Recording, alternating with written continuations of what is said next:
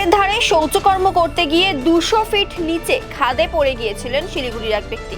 সেই ব্যক্তিকে উদ্ধার করলো সেবক ফাঁড়ির পুলিশ।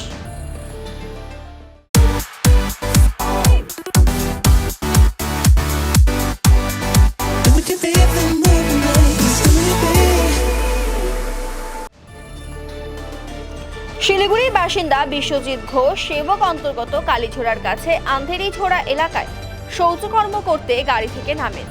সেই সময় আচমকায় 200 ফিট নিচে খাদে পড়ে যান বিশ্বজিৎ।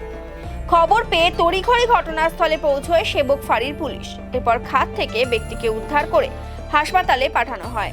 এর ফলে কোনো ক্রমে বেঁচে যান ব্যক্তি। রবিবার কালিম্পংয়ে একটি বিয়ের অনুষ্ঠান থেকে বন্ধুদের সঙ্গে ফিরছিলেন এনজেপির বাসিন্দা বিশ্বজিৎ ঘোষ। আসার সময় আন্ধেরিঝোড়া এলাকায় শৌচকর্ম করতে গাড়ি থেকে নামেন তিনি। এরপরেই দুর্ঘটনা ঘটে। পুলিশ পৌঁছে প্রায় 3 ঘন্টার চেষ্টায় খাদ থেকে ব্যক্তিকে গুরুতর জখম অবস্থায় উদ্ধার করে। বর্তমানে শিলিগুড়ির একটি বেসরকারি হাসপাতালে চিকিৎসাধীন রয়েছেন ব্যক্তি।